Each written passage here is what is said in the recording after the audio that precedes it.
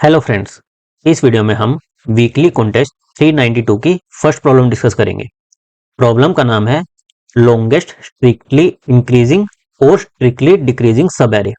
इस प्रॉब्लम में हमें एक इंटीजर एरे दिया हुआ है, हमें रिटर्न क्या करना है, लेंथ ऑफ द लॉन्गेस्ट सब एरे जो कि आइदर स्ट्रिक्टली इंक्रीजिंग हो या फिर स्ट्रिक्टली डिक्रीजिंग हो। जैसे अगर हम इस एग्जांपल की बात करें 14332, इसमें अगर हम देखें हमारे इंक्रीजिंग सीक्वेंस क्या क्या हो सकते हैं। 1 हो सकता है हमारा, 2 सिंगल एलिमेंट वाले अपने आप में इंक्रीजिंग हो सकते हैं। फिर 2 एलिमेंट का देखें 1 और 4, ये हमारा स्ट्रिक्टली इंक्रीजिंग है। तो इंक्रीजिंग के केस में देखें तो लॉन्गेस्ट लेंथ क्या आ रही है, 2 आ रही है। सिमिलरली डिक्रीजिंग का केस देखें, सिंगल एलिमेंट वाले तो हमारे by default he decreasing sequence होंगे।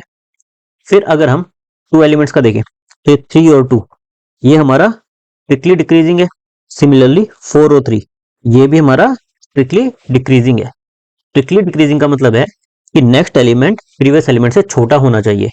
अगर इक्वल है तो वो स्ट्रिक्टली डिक्रीजिंग नहीं है, वो एक डिक्रीजिंग सीक्वेंस है पर स्ट्रिक्टली डिक्रीजिंग नहीं है। स्ट्रिक्टली डिक्रीजिंग या इंक्रीज में क्या होता है, हमारे 2 एलिमेंट सेम नहीं होते। इंक्रीजिंग के केस में प्रीवियस से बड़ा होगा करंट एलिमेंट, डिक्रीजिंग के केस में प्रीवियस से छोटा होगा करंट एलिमेंट। तो एक अप्रोच तो हमारी क्या हो सकती है कि हम पहले स्कैन करें और जो जो सारे हमारे स्ट्रिक्टली इंक्रीजिंग सीक्वेंस है वो निकाल ले, फिर दोबारा स्कैन करें और जो हमारे डिक्रीजिंग सब एरिया है वो निकाल ले और दोनों का मैक्स ले ले। इससे हमारे पास लेंथ ऑफ लॉन्गेस्ट इंक्रीजिंग और स्ट्रिक्टली डिक्रीजिंग आ जाएगी। नाउ अगर हम चाहें तो इसको 2 पास करने की बजाय सिंगल पास में ही कर सकते हैं।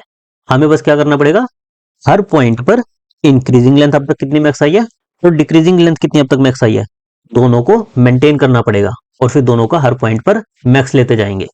इसको हम इसी एग्जांपल की हेल्प से समझते हैं। सबसे पहले हमारा फर्स्ट एलिमेंट सिंगल एलिमेंट है, तो बाय डिफॉल्ट ये तो इंक्रीजिंग भी होगा डिक्रीजिंग भी होगा। तो यहां तक हमारी लेंथ कितनी आएगी, इंक्रीजिंग की बात करें तो 1 आएगी, डिक्रीजिंग की कितनी आएगी, 1 आएगी। अब जब हम नेक्स्ट एलिमेंट पर आएंगे, जब ये वाला एलिमेंट हमारा प्रीवियस से बड़ा है, यानी कि ये हमारा इंक्रीजिंग सीक्वेंस हो सकता है, डिक्रीजिंग नहीं हो सकता। तो हमारा इंक्रीजिंग सीक्वेंस अब तक जितना था, यहां तक जितना था उसमें एक ऐड हो जाएगा, यहाँ पर हमारा 2 हो जाएगा।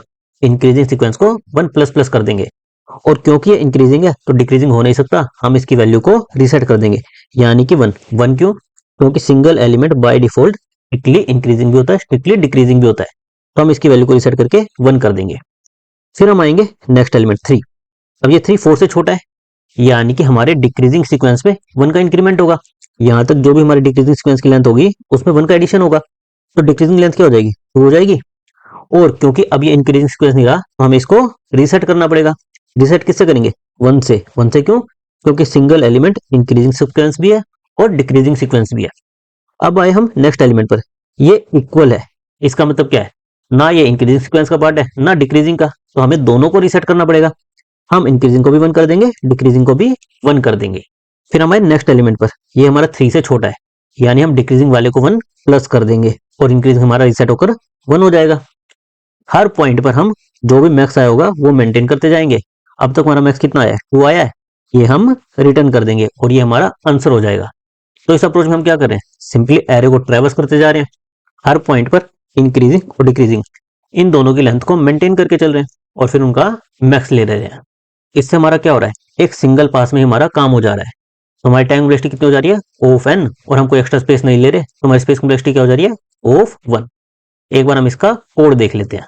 कोड में हमें एक एरे दिया हुआ था, हमें 3 चीजें मेंटेन करनी थी। एक तो इंक्रीजिंग की लेंथ कितनी है अब तक, एक डिक्रीजिंग की कितनी है, और अब तक हमें मैक्स कितना मिला है। ये 3 वेरिएबल हम मेंटेन करके चलेंगे हर एक पॉइंट पर। हम 1 से लूप लगाना शुरू करेंगे, क्योंकि हमारा फर्स्ट एलिमेंट तो बाय डिफॉल्ट इंक्रीजिंग भी होगा डिक्रीजिंग भी होगा, तो हम स्टार्टिंग में इनको बाय डिफॉल्ट 1 से इनिशियलाइज कर देंगे, मैक्स लेंथ भी 1 कर देंगे। फिर हम 1 से लेकर पूरे एरे के लिए लूप लगाएंगे। अगर हमारा करंट नंबर प्रीवियस नंबर से बड़ा है तो इसका मतलब क्या हुआ, हमारा इंक्रीजिंग सीक्वेंस में अपडेट होगा।